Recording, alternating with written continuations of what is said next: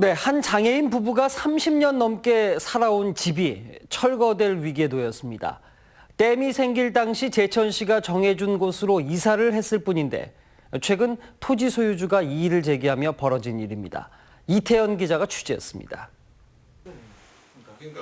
청각 언어장애를 갖고 있는 오광문 씨 부부는 법원으로부터 30년 넘게 살아온 집에 대해 철거 명령을 통지받았습니다. 집의 일부가 다른 사람의 토지를 침범했다는 겁니다. 기초생활 수급자인 오 씨 부부는 그동안의 토지 사용료 2천만 원과 철거비, 상대의 소송 비용까지 모두 떠안을 처지에 놓였습니다.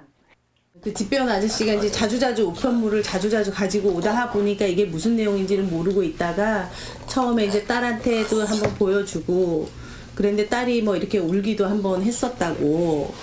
하지만 집이 들어선 자리는 32년 전 댐 건설로 기존 오 씨의 집이 수몰될 당시 제천시로부터 이주를 지정받은 곳입니다.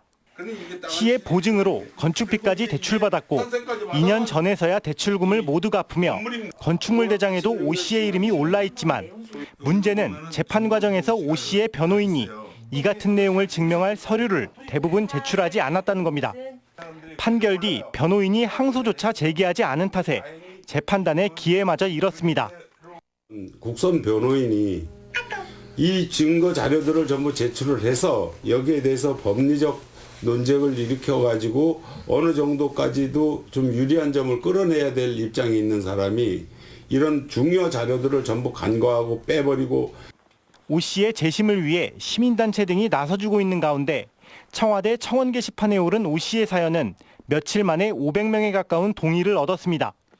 한편 일부 책임이 있는 제천시가 직접 도움에 나서야 한다는 지적도 적지 않습니다.